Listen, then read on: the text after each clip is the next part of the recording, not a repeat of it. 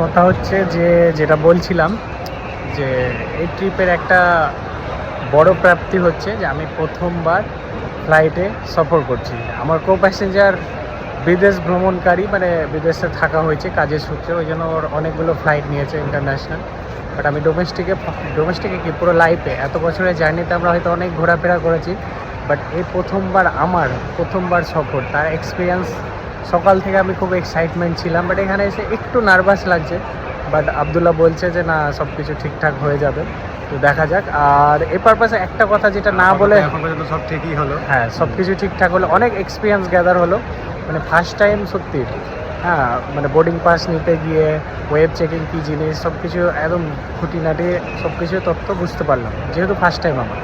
আর সবথেকে বড় প্রাপ্তি হচ্ছে যে এই পারপাসে একটা কথা না বলে থাকতে পারছি না, যে আমার লাইফে এত বছর বয়সে এটা হয়তো প্রথম আমার ফ্লাইট সফর। বাট আমাদের দুজনের লাইফেই আমরা মানে আলহামদুলিল্লাহ যে এত দূর অবধি পৌঁছে গেছি যে আমাদের প্যারেন্টস মানে বাবা মাকে আমরা ফ্লাইটে চাপাতে পেরেছি, তারপরে আমরা নিজেরা চাপছি। তো এইটুকুটা প্রাপ্তির জন্য আমার অনেক মানে অনেক অনেক অনেক শুক্রিয়া আদা উপরবেলার কাছে। মানে নিজে চাপছে তার জন্য খুশিটা আরো বেশি, যে বেশি। আমরা চাপার আগে যে মা বাপকে চাপতে পেরেছি, ব্যাস আম্মা আব্বুকে এটা আমাদের লাইফের সব থেকে বড় প্রাপ্তি। আর সবাই ভালো থাকুক, সুস্থ থাকুক। আর বাকিটা ব্লগ হয়তো অনেক লম্বা হয়ে যাবে, অনেক গল্প হবে, কারণ অনেক লম্বা ট্যুর, কোথায় যাচ্ছি এখনও রিভিল করছি না, তো সঙ্গে থাকো।